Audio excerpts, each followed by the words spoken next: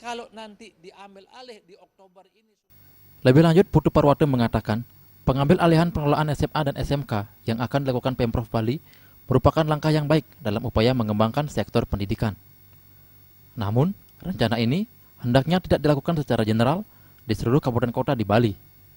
Jika hal ini diambil alih oleh provinsi, maka program pendidikan yang dirancang oleh Pemkab Badung tidak berjalan optimal karena dikhawatirkan provinsi tidak siap dengan dana dan strategi untuk mengembangkan pendidikan di Kabupaten Badung.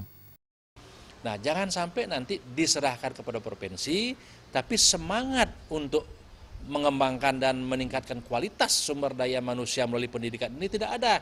Karena insentif atau yang pernah didapat oleh para pendidik di Badung ini tidak sesuai dengan yang diharapkan di provinsi.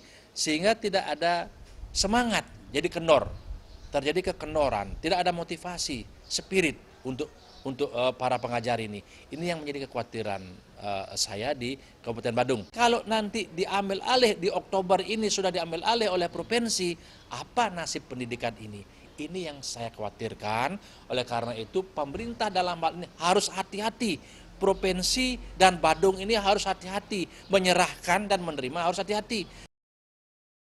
Sementara itu, rencana pengambil alihan pengelolaan SMA SMK oleh provinsi merupakan amanat Undang-Undang Nomor 23 Tahun 2014 tentang pemerintah daerah pengganti Undang-Undang Nomor 32 Tahun 2004, di mana di dalamnya disebutkan pengelolaan SMA SMK akan diambil alih Dinas Pendidikan Provinsi. Sufiatna, Bali TV.